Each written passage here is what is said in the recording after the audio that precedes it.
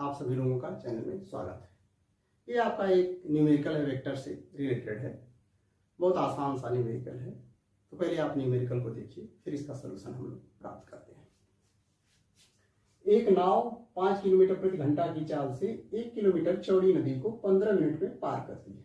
नदी के पानी के बहाव की चाल किलोमीटर प्रति घंटा में क्या है? नाव और नदी के पानी के बहाव से रिलेटेड ये प्रॉब्लम है।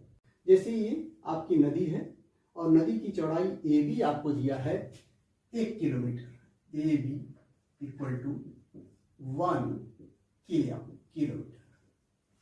इस चौड़ी नदी को दिया है चाल 5 किलोमीटर प्रति घंटा की चाल से 15 मिनट में पार कर रही है। टाइम जो आपको दिया है वो 15 मिनट में पार कर जा रही है। चाल भी दिया है इसका 5 किलोमीटर प्रति घंटा। 15 मिनट का मतलब अगर इसको घंटे में बदलेंगे तो 15 डिवाइड बाई 60 तो आ जाएगा 1/4 घंटा। इतने समय में पार कर रहा है। अर्थात ए बी अगर इस डायरेक्शन में जा रहा है, ए बी डायरेक्शन में पार करने में कितना समय ले रहा है? 1/4 घंटा। तो ध्यान देने की बात है, ए बी डायरेक्शन में जो वेलोसिटी इसकी होगी है ए बी डायरेक्शन में वी ए बी। तो आपका वी ए बी की जो वैल्यू होगी वेलोसिटी की, चाल बराबर दूरी बटे समय। दूरी आपका ए बी दिया है और समय आपका दिया है ये T, A B divide by T, 15 minute में पार कर रहा है। ए बी की वैल्यू दिया है 1 किलोमीटर और टी समय आपको दिया है 1/4 घंटा, आवर। ये 4 ऊपर जाएगा तो आ जाएगा 4 किलोमीटर पर आवर। अब ये वी ए वी की वैल्यू आपको आ गई 4 किलोमीटर पर आवर। अब आपको ध्यान देना है, हमने इसको कैलकुलेट करने के लिए जो नदी की चौड़ाई है 1 किलोमीटर ये लिया है।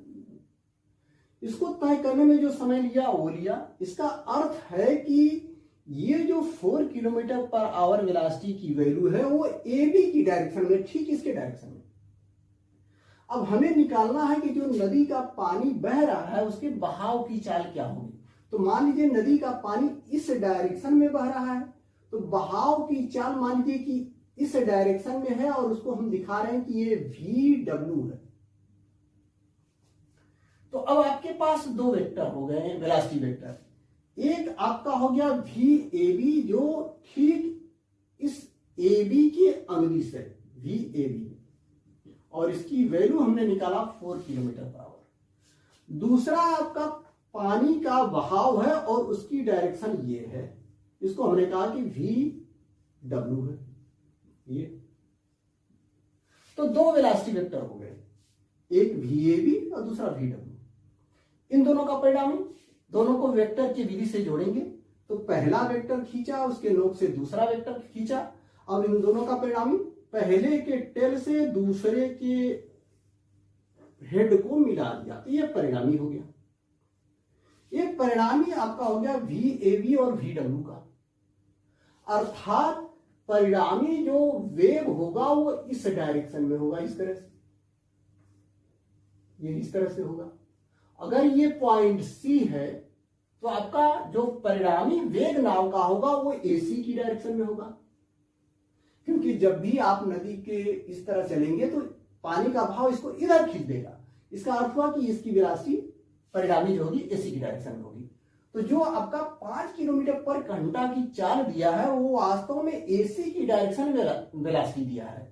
तो ये एसी, अगर हमने कहा कि ये ए है, ये बी है और ये सी है, तो एसी डायरेक्शन में जो वेलोसिटी होगी उसकी वैल्यू 5 होगी।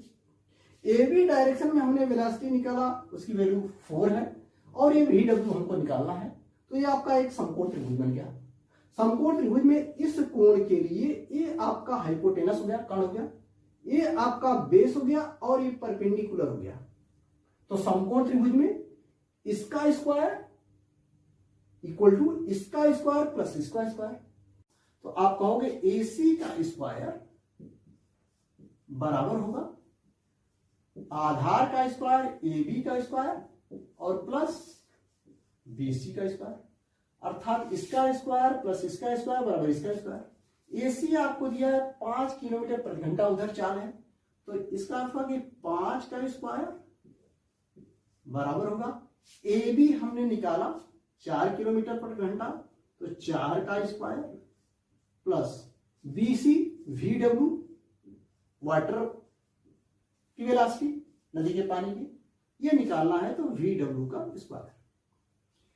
तो वी डब्ल्यू स्क्वायर बराबर ये 5 का स्क्वायर 25, ये 4 का स्क्वायर 16, इधर आएगा घट जाएगा 25 माइनस 16, तो ये आ जाएगा आपका 9। तो वी डब्ल्यू इक्वल टू हो जाएगा √9 या इक्वल टू आ जाएगा 3। अर्थात जो पानी के बहाव की वेलोसिटी होगी वो होगी 3 किलोमीटर पर आवर।